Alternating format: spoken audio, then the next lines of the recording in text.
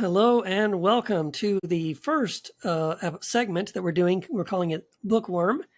And this is going to be a sometimes semi regular sort of series of interviews that I'm going to be doing with authors to talk about their books. And I am very proud and honored that the very first segment that we're going to record of this Bookworm segment is with my friend Darrell Epp. Darrell Epp is a poet.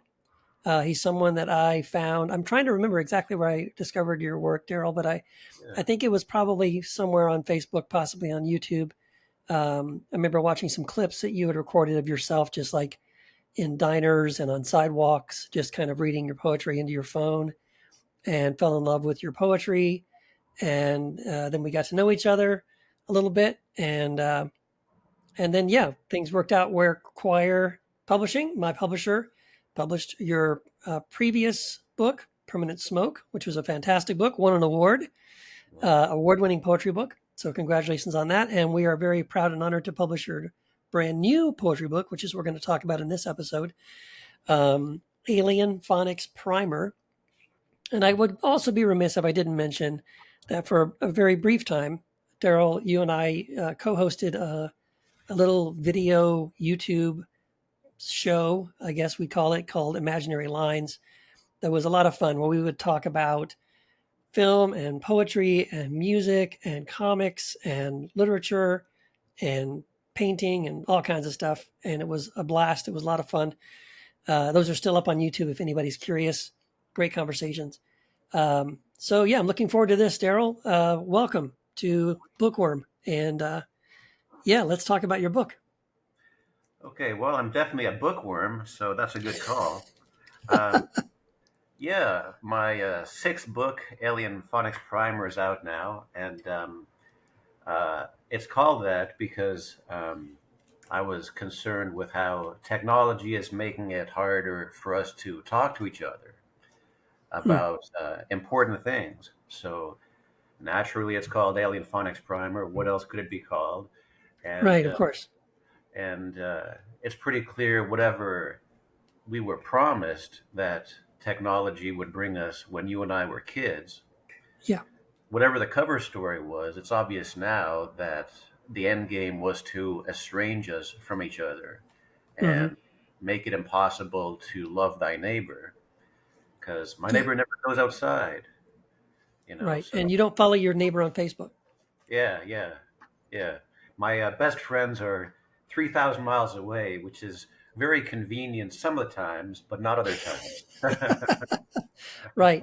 Yeah, no, so it's a great point. Yeah, that's the weird irony, isn't it, of technology. So we have this thing called social media, and we have everyone's got this device in their pocket, and they can connect with anybody, right? You and I right now, if we wanted to, could do a video Zoom call from our phones with someone in Japan or Saudi Arabia or Switzerland or Sweden or South America.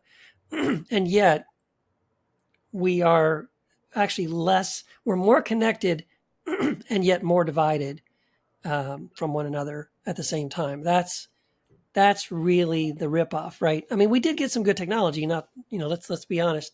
Sure, it's cool that we have these devices and we can play video games and we can watch movies and we can amuse ourselves in so many different ways. But it has resulted in creating this kind of emotional, psychological separation from one another at the same time. Because even though we're connected, let's say like on Instagram or Facebook or whatever, or TikTok, a lot of times, even those connections that we have, you could have 100,000 followers on TikTok or Instagram, but how many of those 100,000 followers know you? They don't know you. They know a curated version of you, right? So they're even then, even someone who quote unquote has a lot of connections actually probably has only a handful of friends. Well, there's a few things going on there. That's really cool. First off, is it even psychologically possible to have 10,000 friends? Right? No. Like You know how people say, um, love the sinner but hate the sin? Is that literally psychologically possible? Like if I said to you, I hate what you do, I hate what you're interested in, I hate your beliefs, but don't worry, I love you, right? Right. Right. It's not literally possible, right? Yeah. And it's like, you know, I will never have infatuation like Romeo and Juliet ever again in my life, right? I'm in a different phase of my life, right? And as you Right. get older, it's way harder to make friends, and you can't have 10,000 friends. Like, you can't literally hold that many peak life changing experiences. It's just not possible, right? Right. And also, even what you said about technology bringing us some good stuff, um, I'd say that's really overrated because when you weigh the good and the bad, the big thing to remember is Jon Snow. So, Jon Snow was a man who did actually change the world, where in the 1820s or around there, they had a cholera outbreak in London, and which was a horrible thing, and they couldn't figure out where it was coming from. So, he actually did detective work and located it to a particular sewer, and this guy said, maybe it's not a good idea to drink the same water you're pooping into. Yeah. There you go. Okay. So then, because of him, England got on board with the concept of sanitation and hand washing. And as soon as you do that, you have a huge spike in infant mortality. So then, shortly, you had a situation where there were 1 billion people in India who were ruled by 5,000 English people. And you had Australia, you had Canada, you had Kenya. And what happened was because of Jon Snow, India was exporting a surplus of silk. And for the first time in history, because of Jon Snow, England was able to export on a surplus of young men. Hmm. And that changed the world. So, in terms of technology and sciencing, Jon Snow was a huge turning point because what cholera is sort of like the watermark for whether you have a decent civilization or not, like plumbing, sanitation. And once you do that, then it changes everything. But um, going from VCRs to Spotify, or going from an Apple 5 to an Apple 6 or an Apple 7, that is nothing. Hmm. That is nothing compared to Jon Snow. So this whole Hmm. thing about, oh wow, I had to spend another $1,000 on some upgrade that I don't understand, but everybody else is doing it, right? You Right. know, that's not a life changing win like Jon Snow. And Right. Exactly. yeah, and I don't want to get into conspiracy theory territory too soon, but what if you've been lied to, right? What if everything Right. is upside down, right? Like, Hmm. it's funny, like they call it a smartphone, but sometimes I'll be walking and I'll see a person sitting on a bench and I'll think, I don't know this person. Maybe they're smart. And they take out their smartphone and start doing that thing with their thumb and like, oh, I guess it was wrong, right? And it's called YouTube when it should be called MeTube because it's like, what interests me, right? Oh wow, ancient Right. aliens. Oh, Ric Flair. Oh, Rockford. It's all Right. me. Right. It's all Me Too, right? And Right. what if social media isn't social? What Right. if, like back in the good old days, if you got out of line, you'd get punched in the face, and Yeah. that's healthy.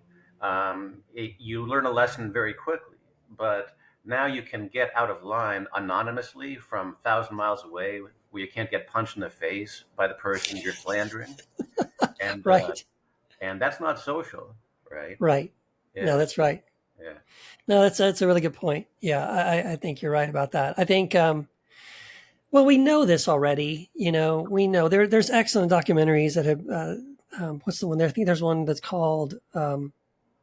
I just lost the name of it. It's on Netflix, but it's a really excellent one about interviewing several executives or former executives from Twitter and Google and YouTube and Facebook, talking about how they won't allow their own children uh, to use those apps. They don't allow their children to have smartphones and devices. Hmm. About how the reason that they quit those companies was because either they spoke out against some of the things that they saw about the way machine learning was being used to um, essentially addict people to their product, to keep them scrolling, keep them clicking, keep them liking, and all that stuff. So I remember the quote that I remember that's stuck with me from that documentary. It might have been called The Social Network, but I'm thinking that was the movie about about Facebook. So, but anyway, maybe it'll come to me later. Anyway, but the quote was, I haven't forgotten the quote.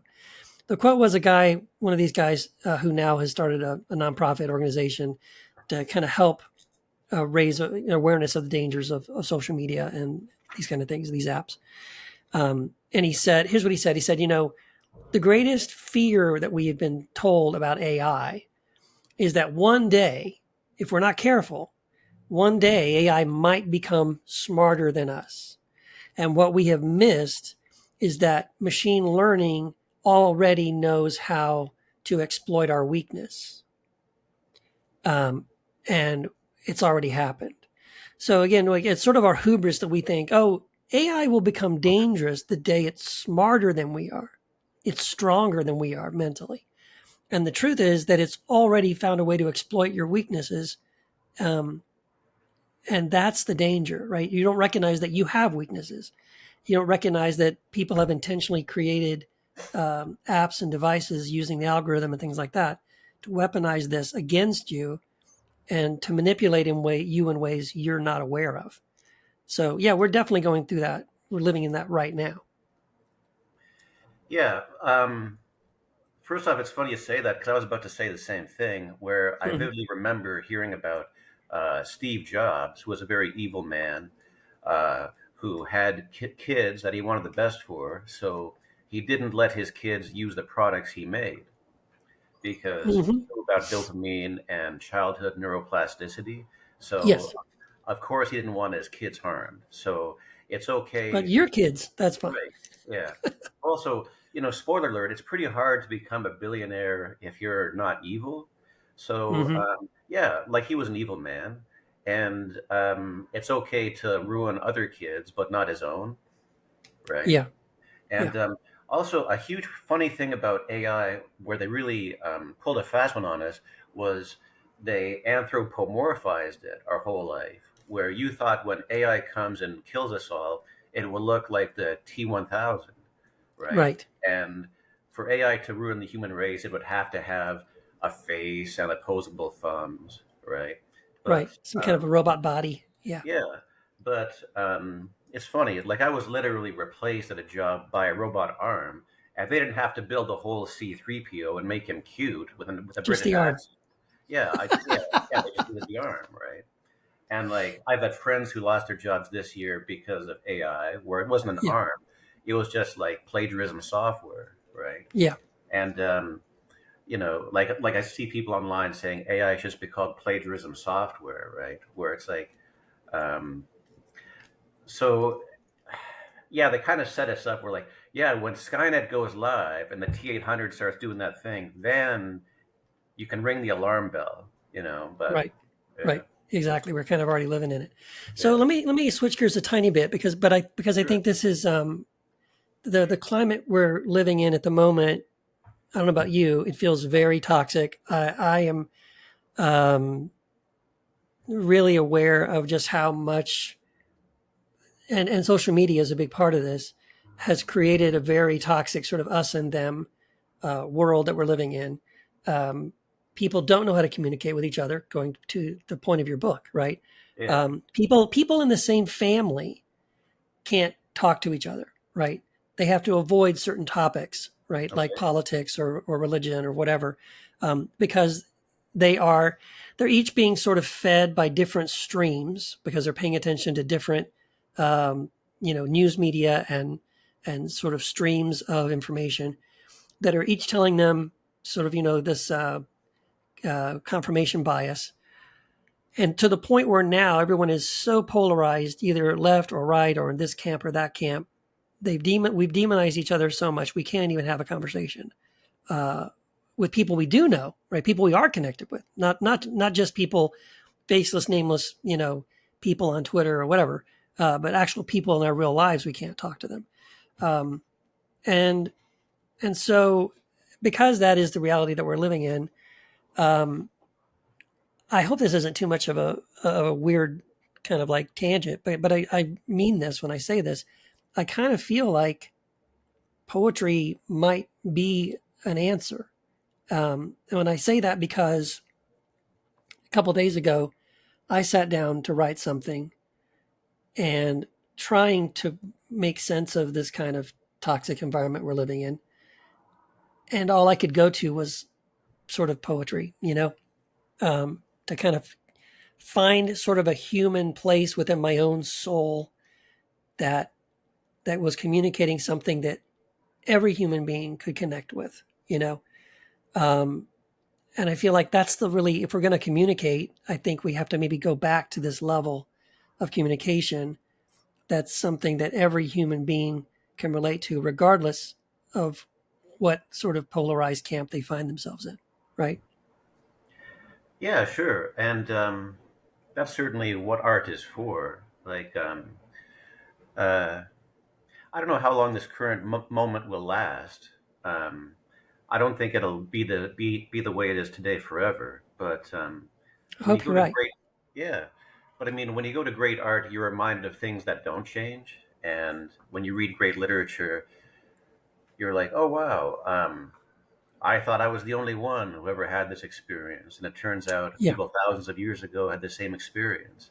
And it's a way Hmm. to connect with the human race in a way that does break down all sorts of barriers, for sure, right?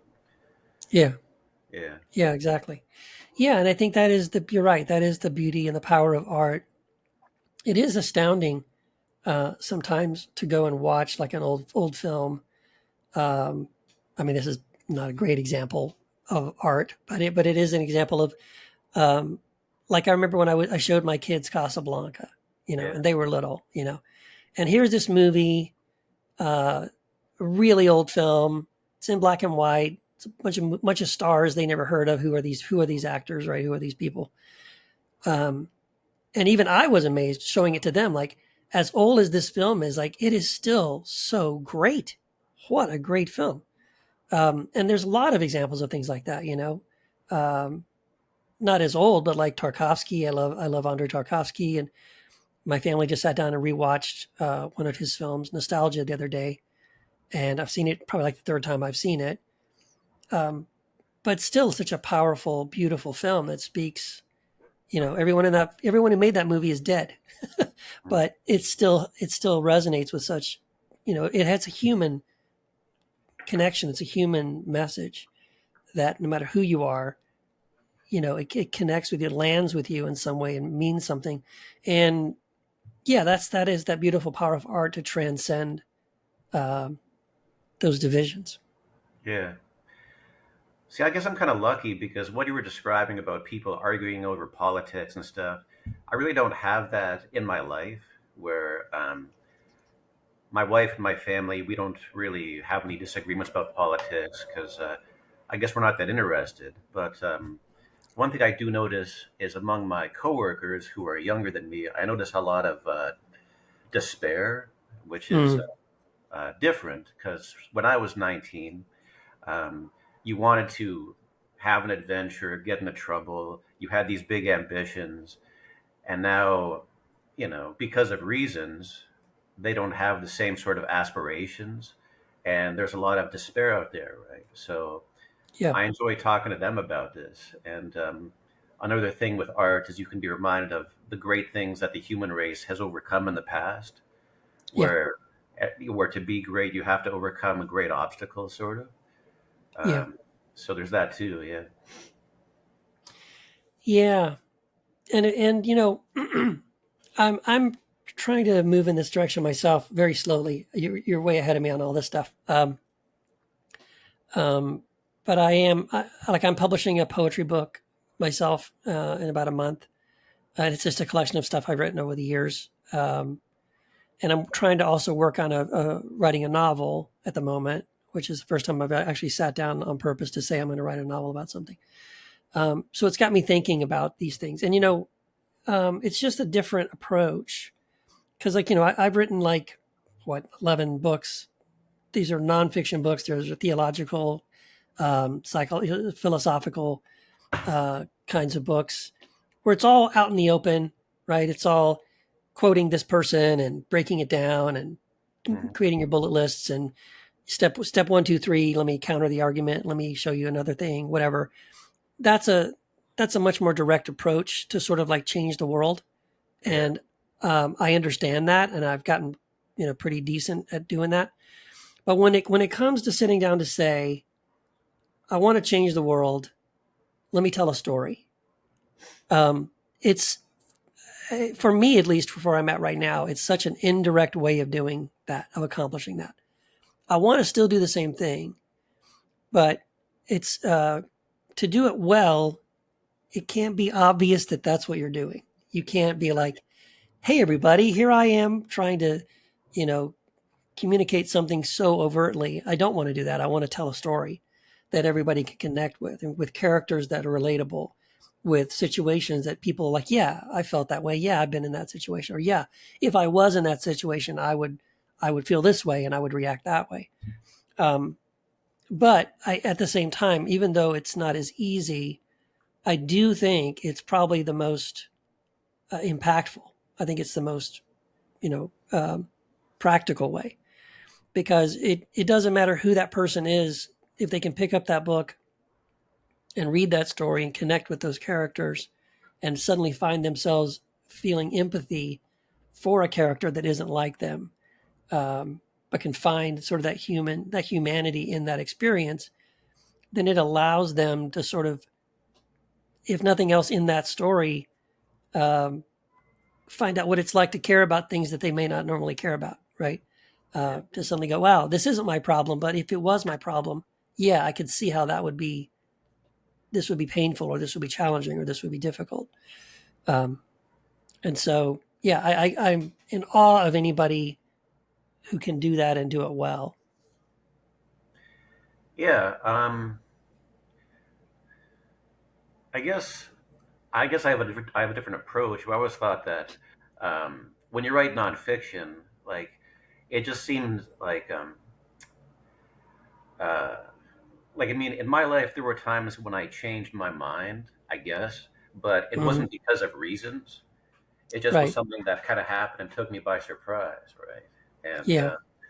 I have heard a lot of facts in my life that I've forgotten, and lectures and all this stuff that just I didn't retain in the memory at all, right? But there are all sorts of fictional events that I'll remember if I have Alzheimer's long after I forget all these Mm. real facts, right? So I just Yeah. think that's how the brain works. Like, I think, if you want to change the world, I don't think, speeches or sermons will do anything at all as opposed to the power of art, where it's just way more superpowered. And it's kind of, and I just do think it's the way we're hardwired for story and song and stuff. Hmm. And I certainly think, Hamlet is a great example of that, where, um, like stories about conflict, and conflict is desire. And Shakespeare's great because everybody in his stories are just sweaty with a desire. Like they just have this desire that they want so bad, and the sooner you front load the desire, the happier the reader is. And Hmm. then so towards the end, Hamlet says, when he says, "My thoughts will be bloody or nothing at all," he says, "What is a man if the chief market of his time be but to sleep and feed?" Right? And it's obviously a ripping story with a bunch of sword play and death and stuff. But then he says, "What is a man if the chief market of his time be but to sleep and feed?" Right? And then if Shakespeare had just said that on a soapbox in the park, you go, "Wow, this guy's a psycho," right? Just like call the cops, disturbing the peace. But then but then, great artists like Chekhov and Shakespeare, they're all about the erasure, where they leave out these gaps for you to fill so you can do the heavy lifting. So, Hmm. so you live your life, and whenever you want to, whenever you're in trouble, you can lean into that question and say, "Wow, there's this huge pressure on me to shop and go to the bathroom, forever, and what if there's something more to that, right? Yeah. And you're free, no matter what's going on in the news, you're free to lean into that question, you know? Yeah, exactly. So let me talk now specifically about you and Yeah, your art, your poetry. Um, when you sit down to write a poem, I'm curious. yeah. Is it yeah? So I guess how do I frame this? When you sit down to write a poem, do you just write poems because like they just come to you? Boom! Oh hey, I got a great line. I got a great idea. Oh, I'm going to sit down. I'm going to write it. Do you ever sit down and say, I want to write a poem about something that I'm seeing in the world. I have a certain idea or an opinion or a perspective about something, and now I'm just going to write a poem about it. Or does the poem just sort of come to you and you sort of discover as you're writing it, oh, that it's about this, or oh, it's about that. Oh, yeah, the second last option where you said, like, I wasn't sure how to answer this, but then the second last option where you said, I have an idea for a poem or something I want to say, yeah, that never happens. Okay. Um, yeah, like, I have a pretty good routine now where I actually write in a specific place at Yeah. the library. And when I go there, I just go, wow, my head is like an empty bag. I have nothing to say. And then I just start writing in pencil and then just kind of surprise myself with something. And Mm-hmm. I was always a big believer in that if I'm surprised by how a book goes, there's a much better chance the reader is going to be surprised. Yeah. So I never have any idea what I'm doing. And I don't need to, it doesn't matter. Um, so, yeah, and now, this is my sixth book we're celebrating right now. And Mm-hmm. I've learned a few things along the way. And now I sort of, like you said, you had sort of some plans for your nonfiction books that kind of worked. And there's a certain format to a poem I like where I thought, wow, what if they all had this certain look to them? And I made a big stack of them. And what if by collecting all these miniature art objects, it eventually added up to a point of view or something? Mm-hmm. So that's just where it's at, right? So the hard Mm-hmm. part's getting started with a poem. And then hopefully, once you get started, um, this sort of momentum takes over where either you have a line that pleases you and it reminds you of something else and you just go with it, right? Yeah. I'm curious also, do you do a lot of so let's say you go to your little special place in the library, you sit down with your pad and your pencil, you start sort of like tapping into something subconsciously, boom, you're writing, there it is, it's coming out, it's flowing, there it is, it's beautiful, you finish it. um, how much rewriting do you do? Do you go back and go over each line every time and say, oh, I'm going to change this and fix that, I'm going to edit this and do this, or do you often just like write it and say, nope, there it is, and let it sit? Well, I do some rewriting, but there's an old saying where they say a poem is never finished, it is only abandoned, Right. because you can drive yourself crazy rewriting and second guessing where to put a comma and all this stuff. Sure. And for me, like I've done a lot of study of literature and all this stuff, but at the same time, for the process to be fun, I have to find spots where it can become more spontaneous. Right. So some of the stuff I write, if you start editing it too much, all the magic will sort of tiptoe out the back door. And Mm-hmm. um, you know, uh, I remember this is funny. I remember when my book, I think Sinner's Dance came out and won this award from the city. There was an editor of a magazine who published my work and paid me good money and all this stuff. It was great, and he was really supportive and all this stuff. And then he said to me, "Wow, your writing is great. I wonder what would happen if you had a real editor, right?" Oh boy, was that a And compliment? I don't yeah, know. yeah, Okay. and the gag is back in the day when I was starting. Surrealist poetry and poetry with humor was a big thing in America, but in Mm-hmm. Canada, they just thought you were crazy, right? Or Mm. like you can't write a poem about Green Lantern or whatever the hell, right? And Right. in other parts of the world, like they had very different attitudes, right? So what this guy meant was that, you know, a real editor wouldn't allow me to, you know, do certain things that the people who like my stuff, that's why they like it, right? So Exactly. I remember thinking when he said that, I'm like, oh, I know what would happen. All all the magic would tiptoe out the back door, right? That's right. And a big problem with poetry and with literary writing today is that people go to school for it. So you end up with writing where like the sentences one by one are lovely, but there's no narrative drive. There's no desire to turn the page. So it's Yeah. just a bunch of like pretty sentences without any sort of urgency. Yeah. And there's plenty of poetry like that where I just read it and go, yeah, yeah, it's not inept. It's just boring. And that's words, Yeah. you know? Yeah. So, Exactly. so yeah, people who've read Alien Phonics Primer, they tell me, they've been telling me that it made them laugh a lot, which was a Hmm. big goal of mine. So, you know, Good. and it's like if you're a comedian, people either laugh or they don't. Like it's pretty binary, so it's easy to tell Yes. if you're on the right track. So that's good. So Yeah. Well, would you be willing to read a poem from Alien Phonics Primer for us? yeah, yeah. So actually, this is a poem that people have been mentioning that they like, and this is a poem that actually has a story behind it. And most of the poems in this book aren't about anything at all.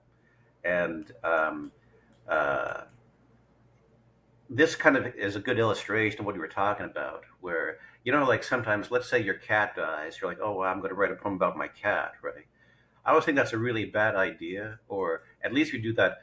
The key is like wait 7 years until you have some distance from it and your memories have been processed in a way that you know has a chance to be more interesting.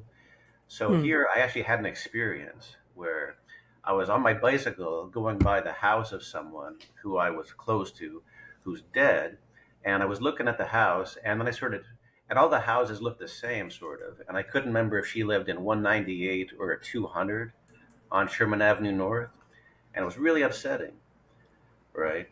And when she died, nobody cared in the world, right? And then, so I thought, oh wow, an average poet would write a poem about this, and you know, this is someone who's in this book and the previous one, you know, a few times.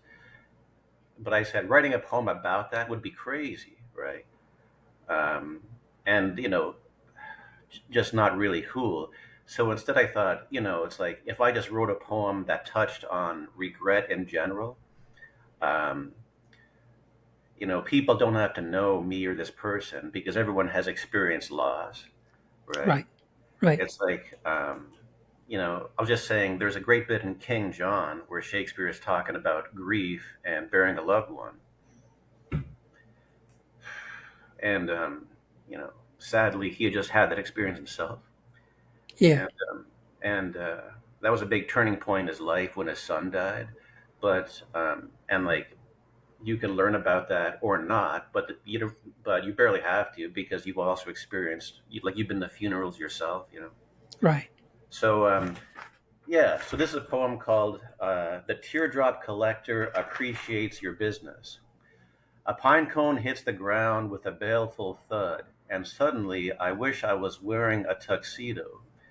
Gurinder's cat plays with a discarded Coke can. Attic dormers leer at us like jack-o'-lanterns. As the worm chews through the calendar, cruel time drops the cosmetic camouflage. This is what you want, this is what you get. Dear Big Bang, let me talk to your manager, preferably someone sometime before this ashy soil and the ash I'm made out of are terminally reunited. And where have all the inventors gone? There used to be crackpots with flying machines lined up around the block, just waiting for the patent office to open. If cold fusion is out, how about a bloom that never fades? But I know I've always been greedy. My very first word was more. Selena says, calm down, but I'm not calm as I find myself second guessing Ephra's old address. And wouldn't it be nice if, at the end of time, there was someone who could find all the things we lost, turn our poisoned utopias into Zen gardens, atoms from the sun, like angels on parole, boil away my tears. Wow. Yeah. I love that. I really do. There's so many great images in that. Man. And so that's one you said a lot of people have said that they really Yeah. liked. Yeah. People are saying that jumped out at them, which is kind of interesting. Yeah. And Yeah. the thing, and it started with the first line about the pine cone. And part Hmm. of my project is to make people uh, pay closer attention to their surroundings.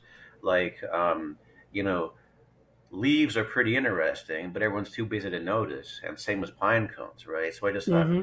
what if pine cones made a big noise? So you paid more attention Hmm. to them. And then it Yeah. just started from there, sort of. Yeah. Yeah. There's a lot of really beautiful visual images that are conjured up as you're reading that. I can almost see it's Yeah. almost like a little video in my head. Um, I love the atoms from the sun like angels. Oh, that was great. And then the worm eating the calendar. Yeah. That's so really great Yeah. images. In like Android Flamenco, there's a poem called Memory of a Memory, where it's kind of Proustian, but a memory isn't interesting. But a memory of a memory is way more interesting. Like thinking Mm, about thinking, or about why do I remember this? And it's like, hopefully as I write more, I get better. And when you start off writing poems, you think, oh, I have to have something to write about. And like, no, you don't. Um, it's like, yeah, if you write a poem about the moon, right? Which everybody does. That's what you know. It's like, instead of like Shakespeare, instead of saying, um, you know, the moon, he said the tide's governor, hmm.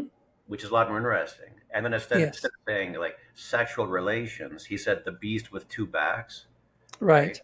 So I just thought, as hopefully as I write more, I just thought, like in Shakespeare, every single line has a surprise in it or something funny or interesting. So I Yeah. thought, what if you had poems where it wasn't just about something, but every single line had like a landmine or a surprise in it, like Shakespeare does? Hmm. Hmm. Yeah, I like that. Yeah, I remember when I was young and I started writing poetry, like high school and college.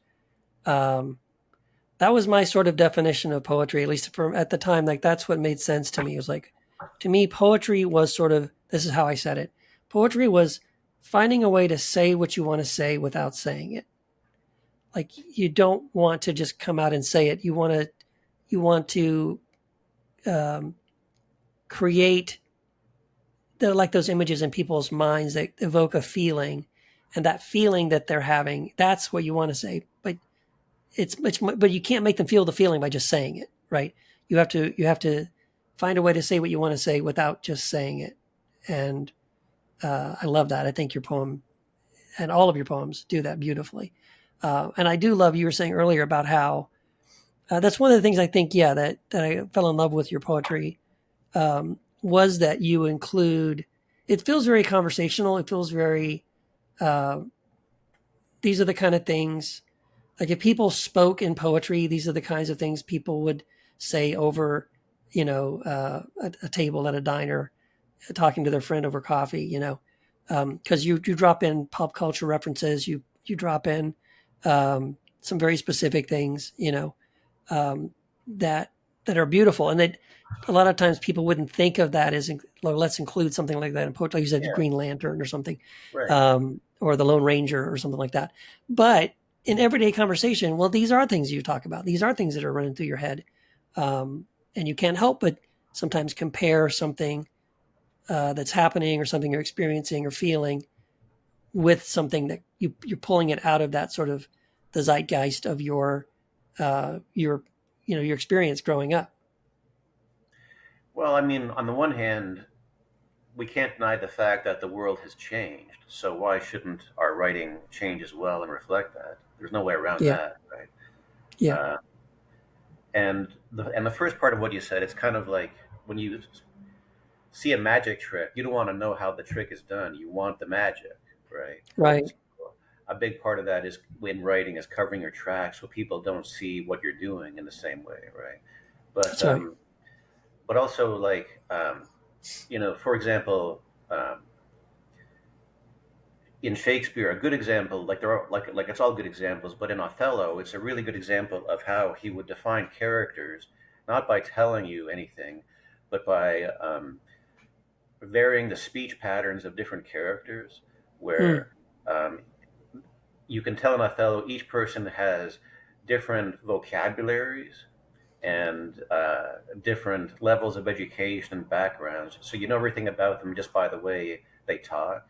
And at the hmm. start of Hamlet, there's a bit when the security guards are talking and they just have a few like monosyllabic grunts, but in like 10 seconds, it tells you where they are, what time of day, what they're doing there, what they're anticipating. So yeah, it's funny when like someone says, "Oh wow, you can't do that in a poem." It's like, well, who says, right? Exactly. And like certainly Shakespeare didn't mind in creating a new word out of thin air when he thought it All was the the best time. choice. Yeah, yeah, Yeah, he invented a whole bunch of words. Yeah, yeah. So I mean, like that's where the magic comes from, where you get to a point in your life where like, oh wow, if I had a professional editor, they'd say you can't do that, and I'm like, well, this is my life, whatever, right? And then you have right. to wonder like, why am I doing this? Am I doing this to win the award, to have respect from this group of people, or am I just in it because I'm in it, right? Yeah, exactly. Yeah, Yeah, you have to learn the rules, right? That's another thing that I was always told by my creative writing teachers, and uh, growing up, and just telling me like you have to know the rules, you have to learn the rules first, so you know how to break them, right? Knowing how to break the rules, and knowing that you're breaking the rules and you're doing it on purpose because there is a reason and an intention to it. Um, yeah, that's really important. yeah, Really good. Can you read another one for us? sure.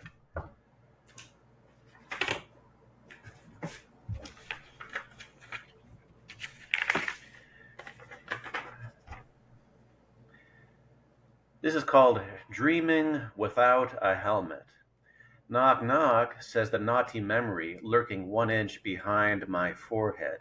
Who is it? Says my prehistoric reptile brain. Don't make me come up there. Tired of juggling my unruly thought parade, my spinal column sits down on an IKEA futon made in Sweden, where they take the dance of form and function seriously. St. Patrick's bell rings out, reminding me that I haven't felt guilty for 1 whole hour. I start over, reset the timer, bump into a cosmologist who says most of reality is missing. I say it's not missing, it's hiding. We split the difference, share an Uber. A membrane of memory haunts the collector lane like a half heard riddle. Equation without a constant, seesaw sunset no one saw, glittering cloud shroud in need of a tune up. The mint gave $1 billion to the haves, told the have nots to pray harder. Mm, Dreaming without a helmet is dangerous, but so is air in Ward 3 in the City of Industry. There's a post it note on the fridge that says, "My thoughts are not me, and I am a stranger to myself. I don't recognize the handwriting. My hand points at the moon. I stare at my hand. Some weeks last a year." mm, man, that's really great. Yeah, yeah, great stuff. Yeah, so it's a strange world. So I don't think Mm, it's hard to find stuff to write about because the world is so interesting. But yeah, yeah, so great. Um, so yeah, you have a book coming out, Alien Phonics Primer. As this recording is out, the book is out. It's available yeah, now. Um, and you're already working on the next one, right? Yeah, I had kind of a funny 2024 where I always had this strategy where I would time things so that whenever I had a book coming out, I'd make sure I was like 20 or 30% into the next book so that Mm-hmm. whenever I have a book launch and something goes wrong, that bothers me. Like it doesn't sell as well as Harry Potter or whatever, right? Does that Instead of happen doing, often? well, I don't want to get mad. So, so instead of being heartbroken or not as heartbroken, I'd be able to say to myself, okay, whatever, it doesn't matter. That's in the past. I'm just looking at this new thing. And then so when I gave you this book like a while ago, I just started doing that. And then for some reason, 2024 has been a good year for me for writing. So Good. the next book is almost done. And I'm planning on keeping on with it. Yeah. Yeah, good. How do Yeah. you know when a poetry book is done? Is it more than just, hey, here's a bunch of poems I wrote together. I got this quantity. I want to get 150, 200 poems. Okay, ding, I did it. There you go. Come up with a title, slap it in there, and now it's a book. Or in your mind, as you're writing each poem, are you thinking this poem is part of this book? And when you write the last one, you go, okay, that was the last poem, and I finished the book. Like it depends. First off, with poetry books, oftentimes less is more. Like Mm, like Let Us Compare Mythologies by Leonard Cohen is 52 pages, and no one who mm, reads it feels like they were ripped off, right? right. And um, a lot of poetry books could be shorter. And I mean, for example, Permanent Smoke is kind of funny, where it turns out Permanent Smoke was my best-selling book, and people also say it's my best one, and partially because it's two books in one, where I was writing two books and I couldn't kind of figure out a certain problem. So what I did is I sort of took the best bits from both books and put them together. Huh. Yeah.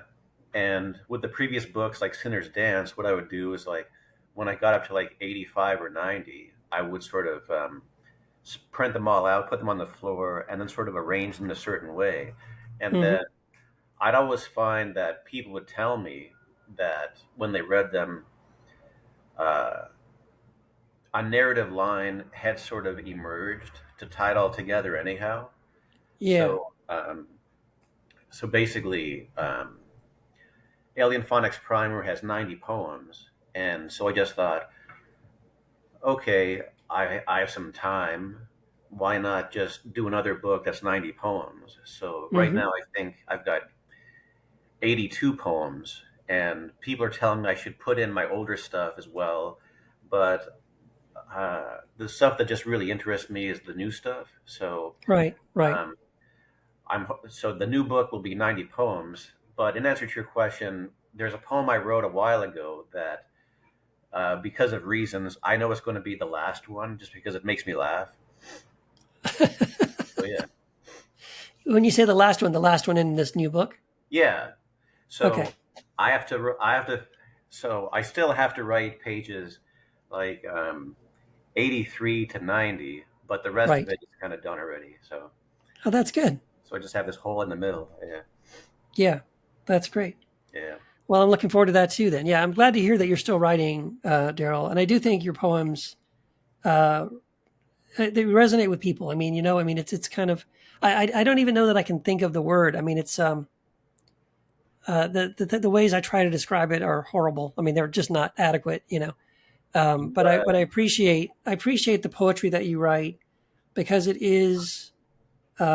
feels immediate, it feels relevant, but without the sort of um, kind of pretentious sort of implications of relevant that people, when that word gets used, yeah. um, Well, that that's it a big feels, yeah, that's a big danger. Like whenever you try to be cool, that's like not a good way to be cool. It just doesn't work that way, right? And exactly. being relevant, same thing. Like nothing Yeah, ages faster than that. Like acid wash exactly. jeans, right?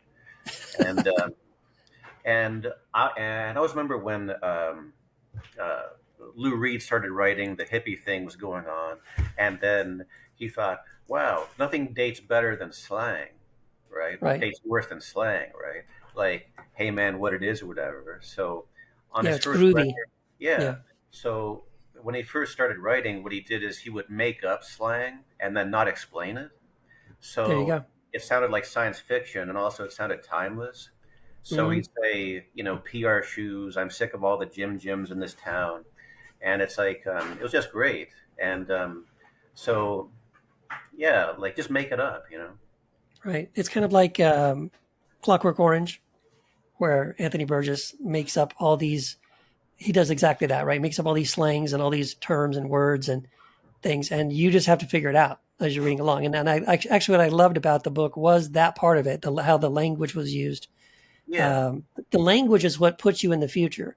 It's not the technology. It's not flying cars. It's not, no, it's that these people are from the future and you're reading this thing in this slang and language that they've invented that makes no sense to you. The same way that if you could take a text from today and send it back in time, right, to the 1920s, they would have no idea what you're talking about. They would read that text and be like, what is this? Right? What is LOL? Right? Yeah. Yeah. Right? Or, they wouldn't have any clue how to understand that. And I love that. I think that's genius. Well, yeah. And also, like, every line of Dante's Inferno is like a reference or a diss track to someone he knew in real life who'd pissed him off. And Right. like, you don't have to read the thousand footnotes to know all that. You can just be like swept along with it or whatever. It's up to you, right? Right. But J.D. Salinger said you have to write the book you want to read, and Yes. to write well, you just have to find whatever your obsessions are, right? And just write Hmm. write like you, right? And it's like I like movies about cowboys, but to be honest, I'm not a cowboy. I never was, so Hmm. my cowboy story would probably be a little inauthentic, right? So now Right. after Because you would be reaching for, sort of like cliche things that you've seen in cowboy movies. Not You're not reaching into your actual experience. yeah, and I've certainly had enough strange experiences in my life, and the world is strange enough where I have enough to draw on for sure, right? Yeah, Yeah. exactly. So since this is a book show, how about we take a couple of minutes and we end on a note of positivity and Good. inspiration? Please. And I would like to tell you the story of Miguel Cervantes, Okay. and Let's do it. this will be great. Okay, so Okay. basically, a long time ago, there was a battle called the Battle of Lepanto, and was maybe the biggest, most important naval battle in the history of the world, and was Christians versus Muslims to decide the fate of Europe. And the Christians won. So Europe was so the Ottoman Empire kept on existing, but they didn't advance anymore in that direction. So it was a big deal. And in that battle, Miguel Cervantes was a hero. And when he was jumping from one ship to another, he got kind of shot and stabbed and lost the use of his arm. Hmm. So from the time he was 24 to the rest of his life, his arm just hung at his side. Okay, so there's one check mark. Make a note of that. Okay, then he was taken prisoner and spent 5 years as a slave. So that's another check mark. And then uh, he worked as a spy in Portugal and Africa. And then he got a job working for the government and was put in prison because they thought he was embezzling. Hmm. So that's another check mark. And then um, he wrote 20 plays that were spectacularly unsuccessful and was put in prison again, even though he was a war hero, because he couldn't pay his debts. Hmm. Okay. And then when he was 60, he wrote the greatest novel ever written. And they said, "This is great. We want a sequel." So he said, "Okay." So he started writing the sequel. But before he could finish it, some scumbag wrote a book called Don Quixote Part 2 and published it and scooped him. Hmm. Wow. So Cervantes was the creator of fan fiction and also fan fiction's first victim. Yeah. So here's a guy. He's 60 and he has one arm. He's been in prison. He's been a slave. He's been bankrupt. Um, And when he was 60, he sits down to write the greatest novel ever. And if he was a downer, you'd understand why. That's good reasons. But Right. instead, when Miguel Cervantes looked over his life and looked at the human condition and the situation we're in, he laughed Mm. and he thought life was funny. And Hmm. that is how you get to run the table. Because whatever is going on the news today, despair is a vice and hope is a virtue. Hmm. And to be a hero, you can't give in to despair, and you have to exit laughing. So yeah, so then if you read his novel, it's obvious that he loved the human race, he loved being alive, and it's kind of funny. Like he writes part one, and it's a big hit, and then he writes part two, and then so Don Quixote and his buddies start become celebrities. So then they walk around and they bump into people who recognize them from the first book. Hmm. And the people's like, "Oh, hey, Don Quixote, you're awesome. I remember that one time when you did this." And then Don Quixote's like, "I roll. That wasn't me. That was in the other book by the other guy, not the real one."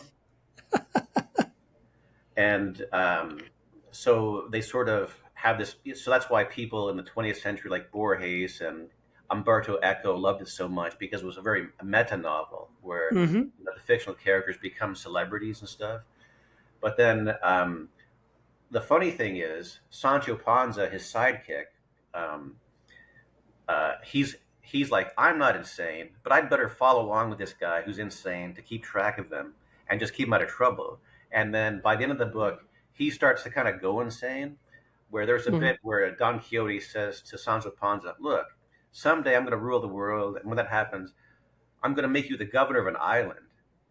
And he's like, "An island? Oh man, that'd be sweet." And then pages later, he's like, "When do I get my island? Can we get back to talking about the island?" Right? And then as the book ends, Don Quixote is becoming somewhat less crazy, where he actually says, "What if I'm not really a knight? What if I'm just an Hmm. average person? What if I'm just a fictional character in a book written by Miguel Cervantes?" Right? Hmm. So it's funny, but at the same time, it's also about the fact that aging is about losing your illusions, where Yeah. maybe you thought you'd be a big shot, didn't work out. What do you do? You had dreams that didn't come true. So on the one hand, it's a mix of both these things, but and also like Richard Burbage. This is important too. He was the first man to ever play Hamlet, and Shakespeare wrote Hamlet with Richard Burbage in mind, Hmm. and they were close friends. Yeah. And tradition says that when Hamlet was first appeared, Shakespeare played Hamlet's dad, and Richard Burbage played Hamlet. And Richard Burbage had a superhuman gift for memorization, like nobody you've ever met. He was the first man to play Othello, King Lear, and Hamlet. And he had 8 kids, and one of the 8 survived childhood. Wow. Okay. So this gets Wow. back to what I was saying about Jon Snow. Okay. So during Richard Burbage's day, you didn't bother giving your kid a name Yeah. until he was like a year old. Because why bother? Because the Yeah. odds They might not make it. weren't in his favor. So Yeah. here's a guy who buried 7 out of 8 of his kids, and he still thought life was worth living and life was a joke. So, Hmm. and both Shakespeare and Cervantes double down on that. Like you have to exit laughing. So, Yeah. so Yeah. just remember what Cervantes overcame. Yeah. That's great. Yeah, that's really good. And I think that's one of the beautiful things about art. It can help give us that perspective and give us sometimes hope when it seems like there's more reasons for despair than for hope, but that's not the case. That's right. So, yeah, yeah. Darrell, thank you so much, my friend. Love having conversations with you. It's been a long time since we sat down to talk about stuff like this, Yeah. and very excited for people to get your new book, Alien Phonics Primer. Go check it out. Great poetry, great ideas. Every one of those poems, every poem has like 20 great ideas in it, and great lines, really great lines you're gonna hang on to and remember Go and check it out. And you know what? As you're reading that, don't worry. He's already working on the next one. That's right. So yeah, hard at work on the next one. Yeah. Darrell, thank you so much. And everyone, please go and check out his book uh, and Alien Phonics Primer. Thank you so much, Darrell. This has been great. Thank you. Fantastic.